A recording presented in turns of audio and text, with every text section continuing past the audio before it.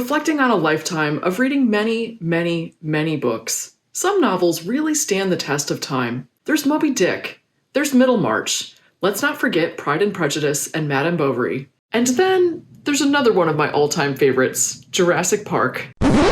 Now, don't get me wrong, I'm not saying Jurassic Park is equal to the very best classics. It's not written in beautiful language, it doesn't have amazing quotes you'll want to write down, it doesn't explore subtle topics like memory, relationships, or the meaning of existence. What it does have, however, is an unforgettable story. Not merely an entertaining plot, but a story that transcends its own particulars to provide compelling commentary on human nature. In other words, it's about a lot more than just exciting dinosaur attacks. Here are 4 reasons why I return to Jurassic Park time and time again. The plot of Jurassic Park is, of course, the main reason why it's so popular and compelling. A team of scientists and engineers use ancient DNA extracted from fossils to clone living dinosaurs. They raise them on an island off the coast of Costa Rica, planning to open the place as a tourist attraction. During an inspection visit from the consulting team, a series of management and mechanical failures lead to the dinosaurs escaping from their enclosures, and all hell breaks loose. I mean, who wouldn't want to read that? But there's more to this plot than just a great story.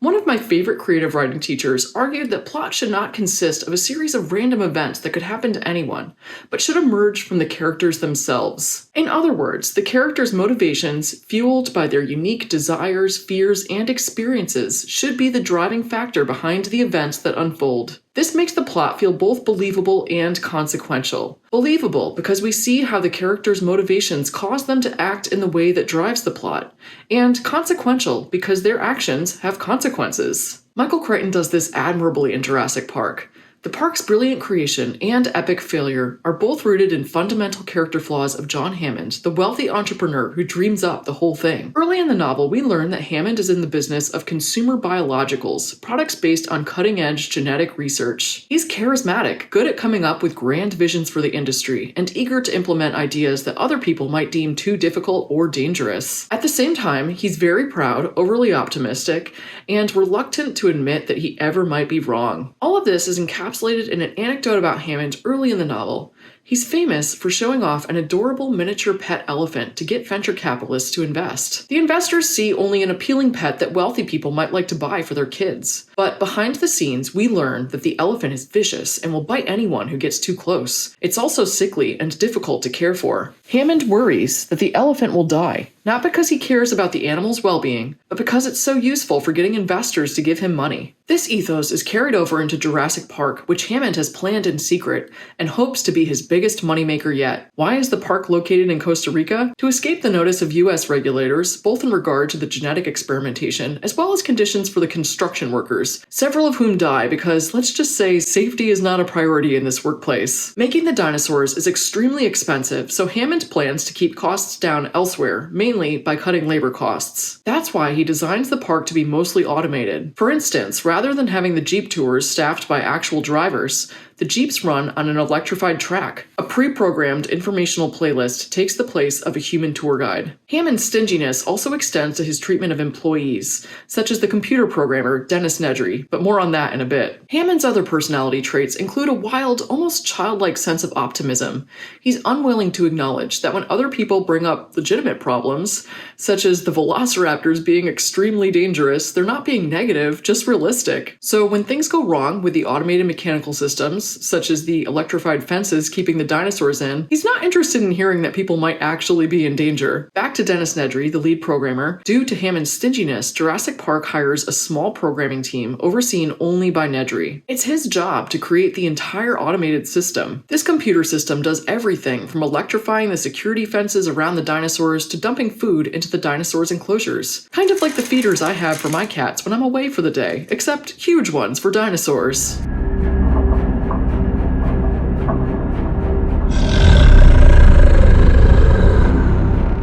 Hammond is quite keen on making sure he doesn't pay Nedry a cent more than Hammond thinks he deserves. Unfortunately, in a system as complex as Jurassic Park, there are inevitably many bugs to fix, and the schedule runs behind. Hammond refuses to pay him extra for additional system modifications and creates an atmosphere of blame. What he doesn't take into account is that Nedry is just as proud as he is and just as capable of making sure he gets his due. Infuriated by the way he's treated at Jurassic Park, Nedry arranges to steal and sell dinosaur embryos to a competitor for so much money that he'll never have to work again. He temporarily shuts the security system down to conceal his theft, but unfortunately for everyone, runs into trouble along the way. Things go wrong, and thus the whole disaster is set off, caused by the motivations of two characters with huge clashing egos. The second reason I love Jurassic Park is because of how it treats nature as a central character. Now that humans have explored and dominated nearly every inch of our own planet, spreading traces of industrialized civilization even into the Mariana Trench, our worldview is often correspondingly anthropocentric. Our media and culture act as though human society is the only thing that matters, ignoring the reality that our civilizations exist within the framework of nature, from which we extract resources in increasingly unsustainable ways. In a supposedly developed country like the United States, our built environment invites us to treat nature as a sideshow, something merely optional to think about on occasion, when in fact, convoluted supply chains hide from us the reality that a modern lifestyle of intensive consumption relies upon vast environmental destruction and the subjugation of other species who share our planet. It's refreshing then to read a story where nature hits back, where a natural system eludes human control and destroys their attempt at a money-making enterprise. These dinosaurs do everything they're not supposed to, reproducing, breaking out from their enclosures, and ultimately escaping the island. In that sense, Jurassic Park does have some parallels with a novel like Moby Dick, where the whale eventually triumphs over Ahab's petty quest. Earlier, I mentioned that Jurassic Park feels timeless to me. But how can that be in a story that relies on modern technology such as DNA sequencing? Let's look back at some of the earliest stories in the Western literary tradition. Greek mythology. The Greeks had many entertaining tales about the exploits of humans and gods, with simple but powerful messages that still resonate today. One common theme was hubris, when humans showed excessive pride and arrogance and were punished by the gods as a result. One example is the story of Arachne, a human woman who was a talented weaver. She was so proud of her skills that she bragged she was even better than the goddess Athena. This greatly offended Athena, whose areas of expertise included crafts like weaving. She challenged Arachne to a weaving contest. During the contest, not only did Arachne stun Athena by creating an amazingly beautiful tapestry, she also sought to embarrass the goddess by depicting the various wrongdoings of gods. Enraged, Athena destroyed the tapestry, or in some versions of the story, beat Arachne, and in humiliation, Arachne ended her own life. Athena then relented and changed her into a spider. Although spiders live on in testament to her skill, ultimately Arachne paid the price for daring to challenge a goddess so directly.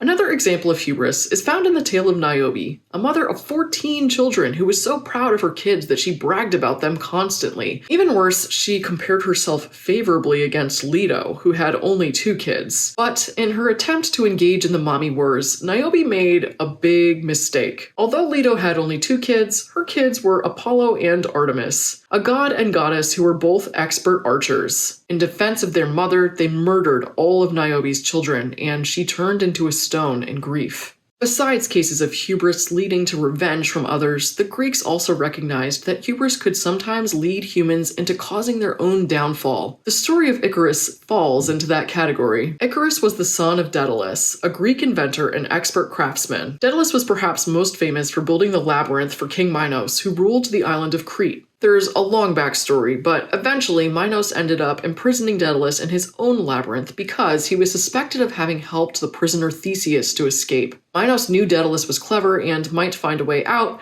so he assigned guards to search every ship leaving the island. Since escape by sea wasn't possible, Daedalus built a set of wings for both himself and his son Icarus, using only bird feathers, thread, and beeswax. They attached the wings to their arms and got ready to fly across the ocean toward freedom, but first, Daedalus warned Icarus. It was important not to fly too low, or the ocean would get their feathers wet, and it was important to not fly too high because the sun could melt the wax. Thus prepared, they started their journey, but Icarus soon got too excited. He wanted to show off, to fly higher and higher just to prove he could, heedless of his father's warnings. Sure enough, he got too close to the sun.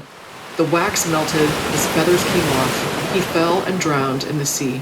I interpret this story as a warning against the perils of technology. It allows us to do cool things. It can make some tasks easier. It has a certain flashy allure. But if we forget to use it wisely, it quickly becomes dangerous and even deadly, even if we think we know what we're doing. Confidently flying higher and higher like young Icarus, technology can behave in unexpected ways, causing us to fail. Throughout Jurassic Park, Hubris contributes to the catastrophic failure of the supposedly safe and technologically advanced park. The most obvious example is in Hammond himself. He so strongly believes the venture will succeed that he ignores the increasing danger and death toll until it's too late.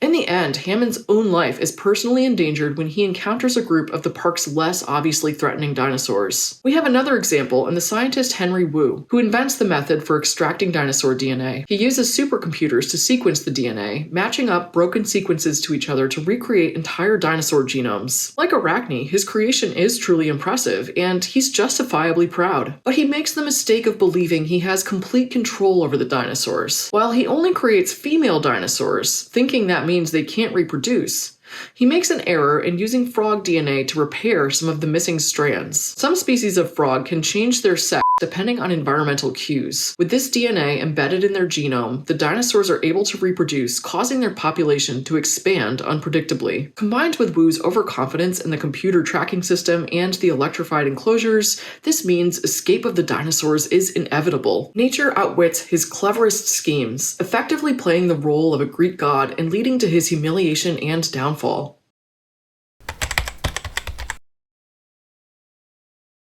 Ultimately, this tale of technology gone wrong is disturbingly relevant today. Over the past few decades, we have seen the internet, perhaps one of the most impressive technologies ever created by humankind, go from a tool of connection and knowledge sharing to a source of disinformation, propaganda, and social division. Social media has undergone a similar and potentially even more destructive trajectory. Meanwhile, wealthy and well-connected individuals generate obscene profits by foisting various technologies upon the public with little regard for their safety or actual efficacy. We're constantly subjected to the money-making schemes of companies like Theranos and FTX, whose scams were disguised under a veneer of technological progress that appealed to venture capitalists. Side note, because more Moby Dick references are always necessary, Elizabeth Holmes claimed she loved Moby Dick because it taught her about great leadership, which is hilarious but also in retrospect quite fitting. Elizabeth Holmes and Sam Bankman-Fried have both been sentenced to serve time in prison because their various lies caught up with them. But perhaps even more dangerous are the tech tycoons whose products do work,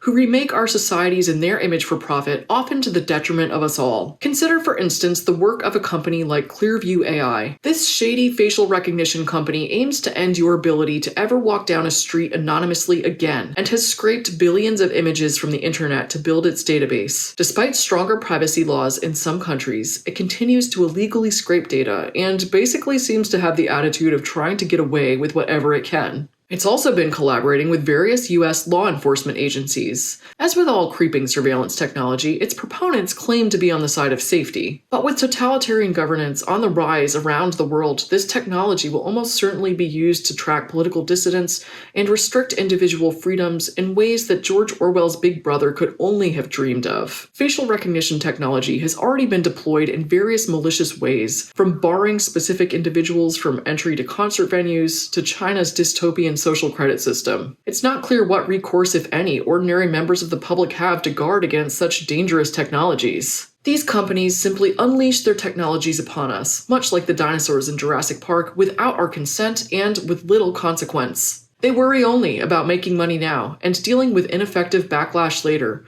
while their CEOs build bunkers to which they can retreat from our crumbling world that they helped to destroy.